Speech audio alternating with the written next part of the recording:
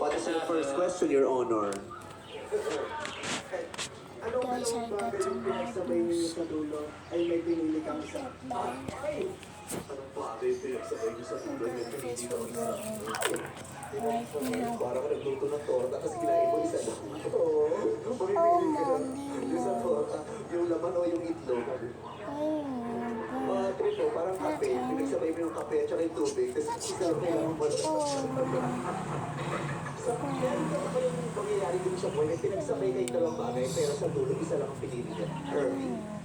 Meron po, yung study po and career or passion, pinili ko po yung study kasi pangarap po ng parents ko na makagraduate ako. And mas importante po sa akin na makagraduate ng college bago po na yung passion ng career ko. Kasi after yung po college, pwede po i-pursue yan.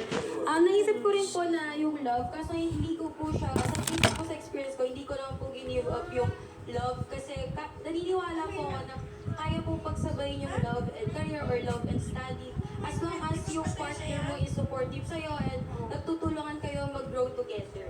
Isa lang talaga yung pinag-aralan mo.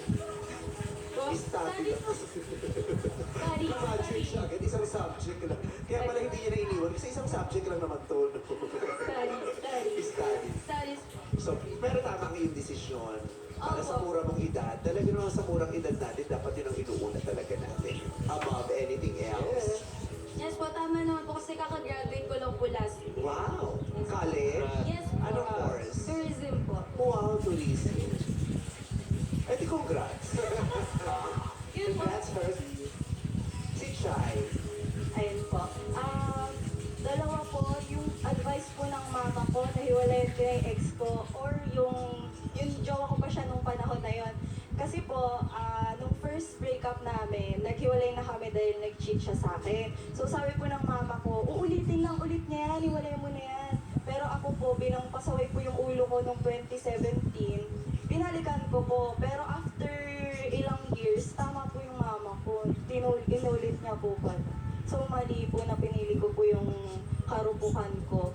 Kaysa po sa, kaya mama, makikinig na ako sa'yo. Paano pag pinauwi ka ngayon ng nanay mo, hindi mo natatapusin? Uy, lang mama. Malapit na matapos eh.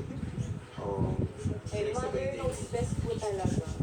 Pagmamahal sa ina at pagmamahal sa lalaki. Pero pinili niya yung lalaki. Tapos na-realize niya, mali, dapat ang pinili niya ang mami, hindi ang lalaki. Okay? Yana. Yung sa akin naman po, since 23 na ako, so malapit-lapit na sa quarter life crisis. So pinag-iisipan ko po kung itutuloy ko pa yung mag-work na agad ako, katulad ng mga iba kong kabatchmate, or ipaperso ko yung pag-aaral ko pa.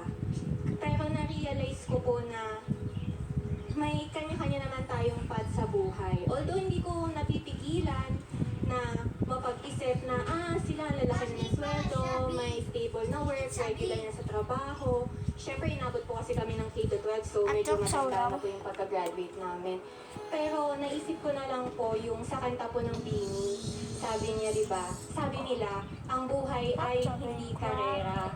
So, ayun po, parang may kanya-kanya po tayong path. So anong pinili mo? Ang pinili ko po ngayon po, nag-aaral po ako ngayon. Pinili ang pag-aaral. Okay. So, Denver. Kailangan ng bigyan ng green flag. Si number 3 siguro. Si number 3. Si Yana. Dahil, Napaano ako bumuhay? napahook. Nag-aaral pa siya tapos parang yung hugot niya sa salita niya parang merong At saka mahalaga sa iyo pag-aaral, di ba Yana? Oo, alam mo na, hindi ka ipaprioritize mo.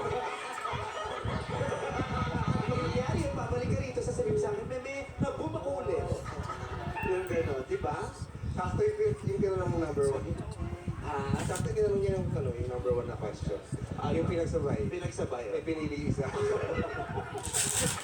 Kasi alam niya sa iyong may pinili ng isa. Hindi ka na magugulat, di ba? So, congrats sa Yana. Green flag para sa iyo. second question. Kung may memory kang gustong i-delete sa past mo, ano yun at bakit?